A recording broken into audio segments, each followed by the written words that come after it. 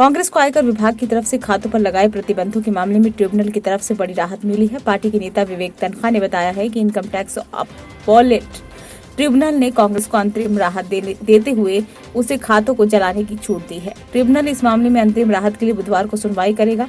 गौरतलब है कि इससे पहले पार्टी के प्रवक्ता अजय माकन ने शुक्रवार को ही प्रेस कॉन्फ्रेंस में कहा कि आयकर विभाग ने 2018-19 के आयकर रिटर्न के आधार पर कांग्रेस और यूथ कांग्रेस के खातों को फ्रीज कर दिया है। उन्होंने कहा कि आयकर विभाग ने इन दोनों खातों से 210 करोड़ रुपए की रिकवरी का भी आदेश दिया। उन्होंने कहा कि हमारे अकाउंट में जो भी क्राउड फंडिंग से जुटाई गई राशि है उसे हमारी पहुंच से दूर किया गया है।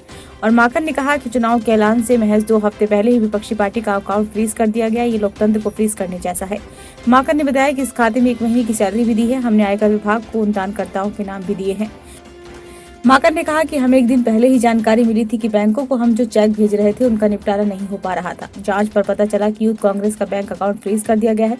इसके साथ ही कांग्रेस पार्टी के खाते भी बंद होने की बात सामने आई। कुल 4 अकाउंट फ्रीज किए गए हैं। आयकर विभाग की तरफ से बैंकों को निर्देश दिया गया है कि हमारे कोई भी चेक स्वीकार न करे और हमारे खातों में जो भी राशि उसे रिकवरी के लिए रखा जाए। माकन ने कहा कि कांग्रेस ने इस मामले को लेकर आयकर अपीलीय अधिकरण का रुख किया है। उन्होंने उम्मीद जताई कि न्यायपालिका लोकतंत्र की रक्षा करेगी। कांग्रेस नेता ने भाजपा पर आरोप लगाते हुए कहा कि क्या वे यही चाहते हैं कि देश में सिर्फ एक ही पार्टी रहे। उन्होंने कहा कि अगर किसी के खाते सील होने चाहिए तो भारतीय जनता पार्टी के होने चाहिए, क्योंकि उन्होंने असंवैधानिक चुनावी ब्रांड के जरिए कॉर्पोरेट जगत से पैसे लिए हैं। कांग्रेस के ट्रेजरर माकन ने कहा कि अभी कांग्रेस के पास खर्च करने के लिए पैसे तक नहीं है। उन्होंने कहा कि हमारे पास बिजली के बिल देने के लिए, अपने कर्मचारी को सैलरी देने के लिए तक राशि नहीं बची है।